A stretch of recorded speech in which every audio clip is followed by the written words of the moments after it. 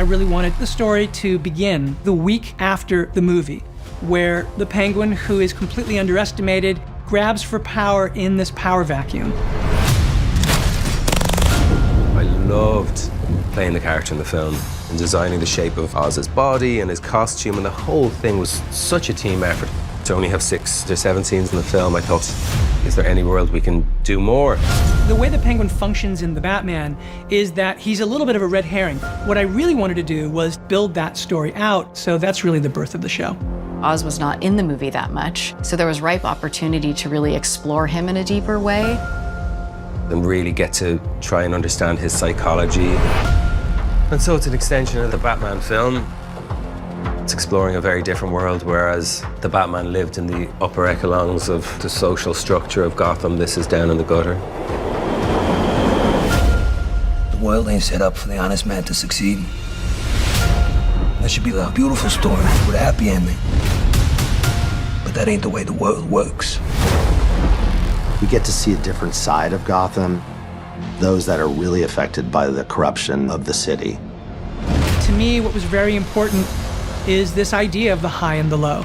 The idea of the parts of the city that are insulated, and then the people who are struggling just day to day to get by. The Penguin is really looking at the profound corruption of Gotham. It's a kind of a dark American dream story, really. There are many gangs within Gotham, and they're all vying for real estate, and they're all vying for the drug trade. I thought about who should be a potential antagonist against Oz. What Matt established in the movie is that Carmine Falcone, who dies in the film, has a family.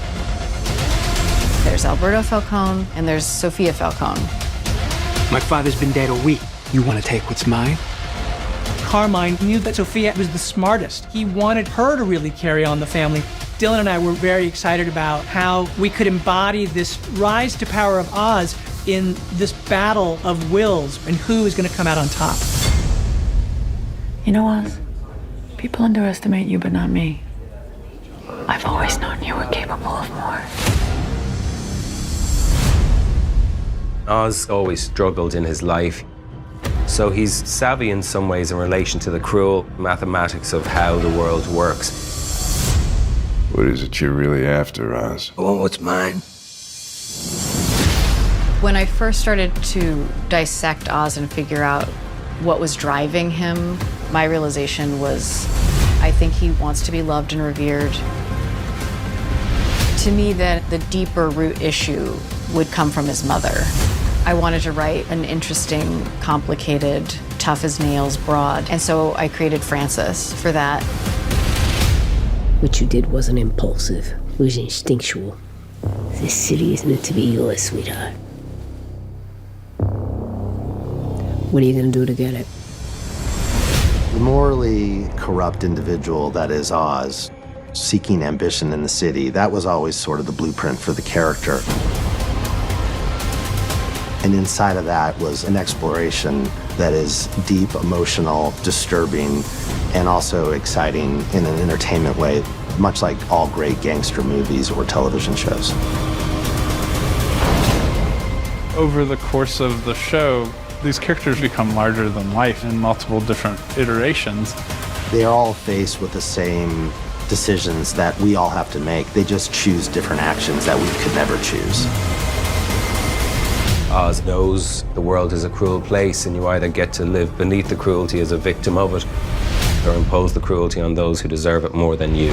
These characters have been through tremendous trauma, and the idea about how all of that resonates against a place, and that Gotham is this place where people can live these forsaken lives. And it creates these lives of tremendous desperation, and it creates an emotional violence that ends up spilling out into the world of that city in physical violence. I think all of that, to me, is an exciting way of taking something that is this familiar pop, iconic, mythic place, fictional place, and trying to find a way to make it relate to the real world.